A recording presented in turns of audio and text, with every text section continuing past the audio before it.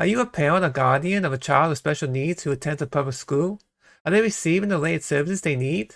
Do they regularly receive these services? I used to be a special education teacher in a public middle school in Florida, working with nonverbal students with severe autism, and I have witnessed firsthand the mistreatment of services that is supposed to be in place for them. The focus of this video is to inform parents and our guardians what they can do to make sure their child is receiving all the services that are in their individual education plan. Now to start, I will put a disclaimer that this is all my opinion based on my experience working as a special education teacher in Florida. To quickly summarize, an individual education plan, or IEP, is a plan developed to ensure that a child who has a disability identified under the law and is attending an elementary or secondary educational institution receives specialized instruction and related services. It is normally reviewed and updated every year. It is developed by a team of people, teachers, counselors, service providers, friends, family, and you, the parents or guardians, who have the most information about your child's strengths and needs. As a member of the IEP team, you have more power than you realize to make positive changes in your child's development. You must strongly advocate for your child because unfortunately the public school system will not. In the Florida public school system, they have what is called the Matrix of Services. It is completed after the IEP has been finalized and determines how much it will cost to provide the services the team has decided on for the student.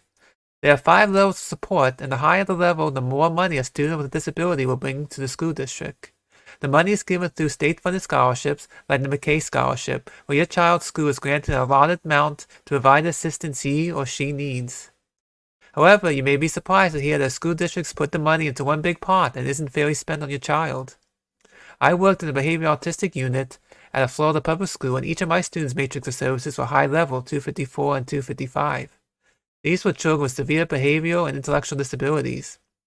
As the only behavioral unit of its kind on the west side of the county, you would think we would be given the proper funding to help these students, but unfortunately that was not the case. Each student was bringing in $18,000 or more into the school district. But, with all the red tape and paper bureaucracy, it was difficult to get any kind of support from the district. This is why burnout is so prevalent in education, because teachers and therapists are given caseloads of students with no support. This is why I plead to parents and our guardians to never be afraid to ask the district school board where your child's state-funded money is going and how it's supporting your child. With that said, let's talk about the actual school-related services and allotted time. If you are a parent and or guardian of a student with special needs, then you may be aware of the different services available.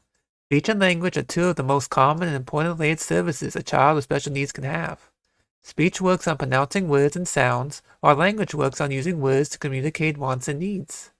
The school speech-language pathologist, or SLP, will evaluate your child to see whether they need one or both services.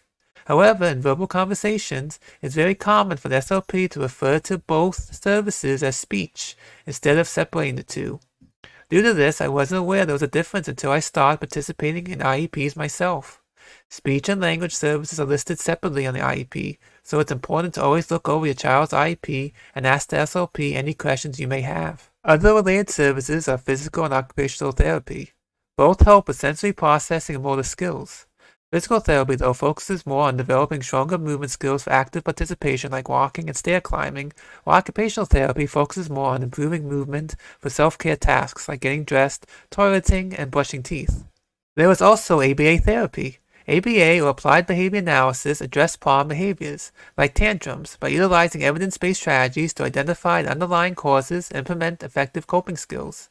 ABA therapy can be conducted both at home and at school to help the child be consistent with the overall behavior. However, not all public schools offer ABA therapy, and you will need to reach out to the school district directly to find out. They will normally have an ABA company that they employ who provides services for the county. ABA therapy is covered by insurance, but due to the high demand and limited number of ABA therapists, there can be a long waiting list for services. This is why it's important to apply for any of these types of services as soon as your child gets diagnosed with a disability, even if they have not entered school yet. The sooner services are provided, the better quality of life for you and your child with special needs. Now, let's discuss allotted time for school-related services. While finalizing your child's IEP, there will be a set number of minutes listed for each of your child's services. The allotted time is determined by the overall need of the service being provided. So your child may receive 60 minutes of speech per week that they will have throughout the school year, along with additional minutes for any other services they may have. This means the related service therapist will be scheduling days and time for your child to come in and work with them to fulfill the set number of minutes. It sounds all good, but you may be shocked to hear that many students with special needs never receive the full allotted time throughout the school week. Why, you may ask? Well, I'll tell you. It's mainly because of the massive caseload of students and shortage of licensed therapists. District-employed therapists get assigned to many different schools in the county. There's only a handful of therapists that can be utilized, and they are given a huge caseload of students that they must work with throughout the district. This is not the therapist's fault. They are only trying to do their job, but they are guilty of finding ways around the problem. Some are not standard practice.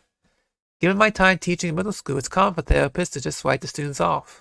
A lot of it has to do with the student's age. Due to early intervention practices, more focus is on the elementary school level. Most resources and services are provided to elementary schools. Some even have more than one therapist for services like speech at a school. However, when it comes to middle and high school, this is where services start to drop off for students, no matter the need. Because of the huge caseloads of students, the therapists will pick and choose who they give their time to, despite the minutes listed on the IEP. If a student with special needs still has trouble with eating on their own, toileting, or communicating in middle school, it is easy for therapists to ignore their needs because of the high demand of students they must service throughout the district. This can easily go unnoticed by parents and guardians if their child has been receiving services at elementary school. The assumption is that if the child still needs specific services to help be more successful in their education, then they're going to be provided.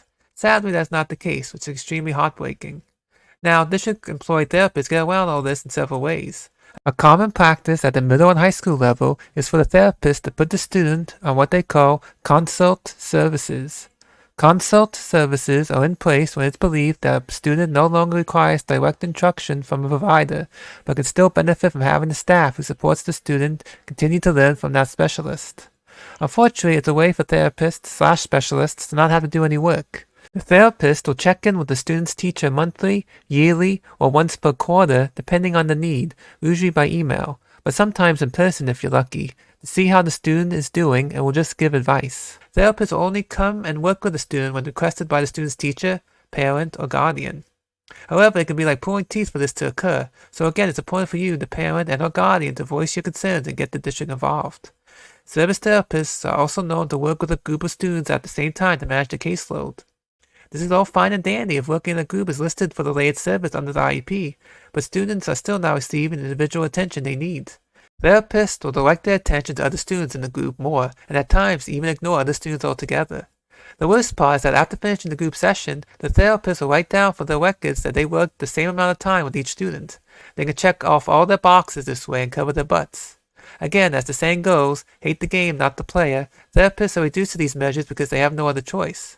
School districts just want to collect the money from these students with special needs rather than spend it accordingly to help them. So what can you do about it? For starters, you can request data on your child's progress from your school district.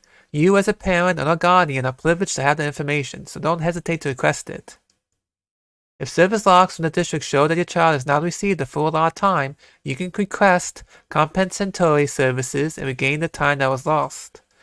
Other ways to check on services include regularly asking the teacher or other service provider how things are going, personally observing your child's program from time to time, using a notebook to communicate back and forth with the teacher and or other service providers, and talking regularly with the parents of other children in your child's program. Also, refuse consult services. If a school-related service wants to change your child's allotted time to consultation, I would highly recommend you fight that, especially if you strongly believe your child still needs the support. Be diligent. Again, don't be afraid to ask questions. There are no stupid questions. Specifically ask the school district questions because sadly teachers and therapists are unable to say anything if they want to keep their jobs. School districts only see children with special needs as dollar signs. They just care about making sure the paperwork is completed correctly so they can collect the full amount of money a child brings in. As parents and or guardians, it's your job to hold school districts accountable and make sure your child is getting the support they need. With that said, please check out the resource links in the description below. Thanks for watching. Feel free to leave your comments. Together, we can change how the education system works.